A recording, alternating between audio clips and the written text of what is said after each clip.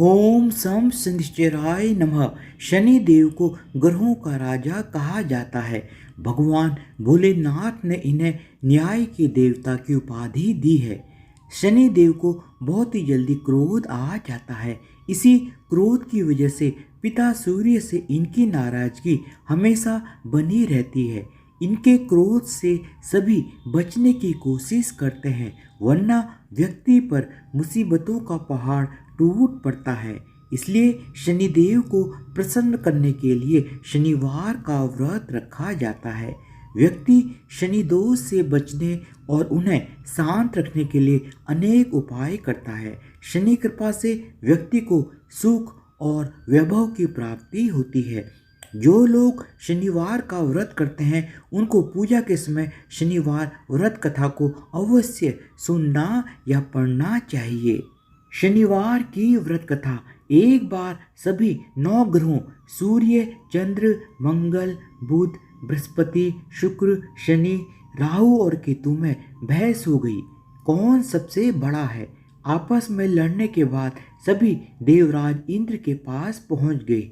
इंद्र असमंजस की स्थिति में कोई भी निर्णय नहीं दे पाए, परंतु उन्होंने सभी ग्रहों को सुझाव दिया कि पृथ्वी पर राजा विक्रमादित्य ही इसका फैसला कर सकते हैं, क्योंकि राजा विक्रमादित्य बहुत ही ज़्यादा न्यायप्रिय राजा हैं। सभी ग्रह पृथ्वी पर राजा विक्रमादित्य के पास गए और अपने आने का कारण बताया। राजा विक्रमादित्य उनकी समस्या को सुनकर बहुत ही ज़्यादा परेशान हो गए। उनका चिंतित होना लाजमी था, क्योंकि जिसको भी किसी से छोटा बताया तो वही गुस्सा कर जाएगा। राजा विक्रमादित्य के काफ़ी सोच विचार के बाद उन्हें एक उपाय सूझा। उन्होंने स्वर्ण, रजत, कांस्य, पीतल, सीसा, रांगा, जस्ता, अभ्रक और लौह से 9 सिंहासन का निर्माण करवाया और उन्हें उपयुक्त क्रम में रख दिया गया। सबसे निवेदन किया गया कि क्रमानुसार सिंहासन पर आसन ग्रहण करें।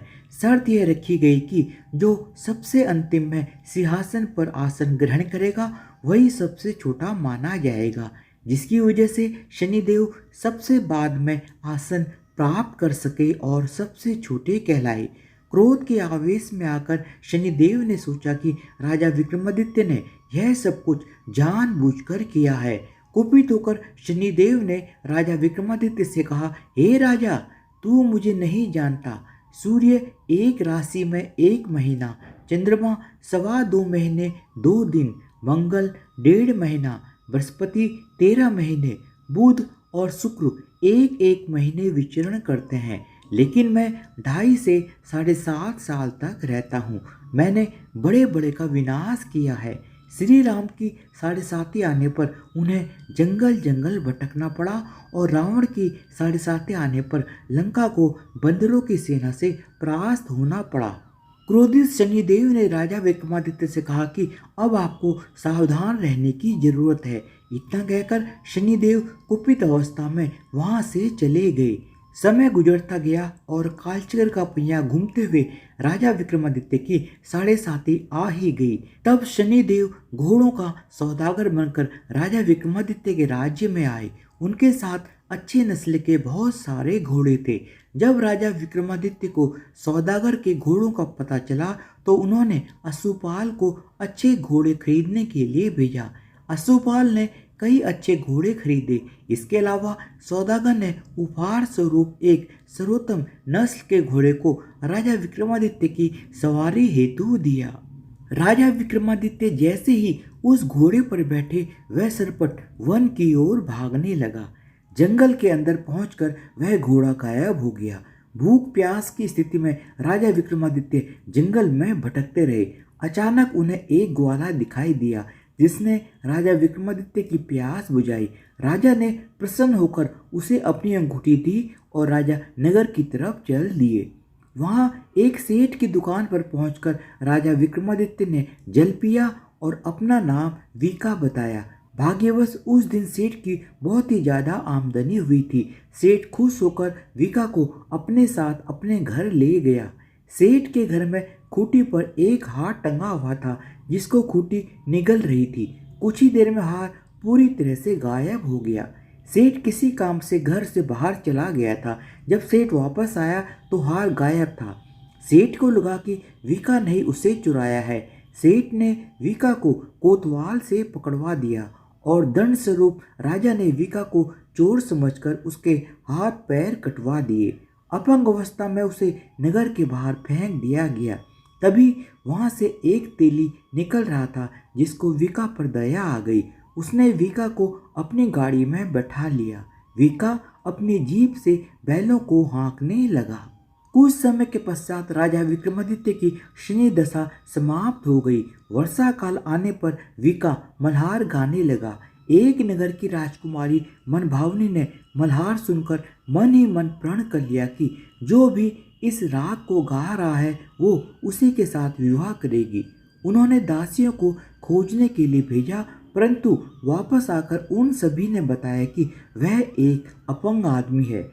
राजकुमारी मनभावनी यह जानकर भी नहीं मानी और अगले दिन ही वह अनशन पर बैठ गई। जब लाख समझाने पर भी राजकुमारी मनभावनी नहीं मानी, तब राजा ने उस तेली को बुलावा भेजा और विका से विवाह की तैयारी करने के लिए कहा गया। विका से राजकुमारी मनभावनी का विवाह हो गया। एक दिन विका के सपने में शनिदेव ने आकर कहा कि देखा राजन, तुमने मुझे छोटा बताकर कितना दुख झेला है।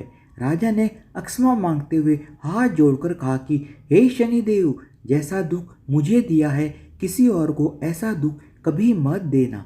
शनिदेव इस विनती को मान गए और कहा कि मेरे व्रत और कथा से तुम्हारे सारे कष्ट दूर हो जाएंगे। जो भी नित्य मेरा ध्यान करेगा और चींटियों को आटा डालेगा उसकी सारी मनोकामना पूर्ण हो जाएगी। शनिदेव की कृपा से राजा विक्रमादित्य के हाथ पैर भी वापस आ गए। दूसरे दिन जब सुबह राजकुमारी मनभावनी की आंख खुली तो वह आश्चर्यचकित रह गई। विका ने मनभावनी को बताया कि वह उज्जैन का राजा विक्रमादित्य है। मनभावनी खुशी से फूले नहीं समा रही थी।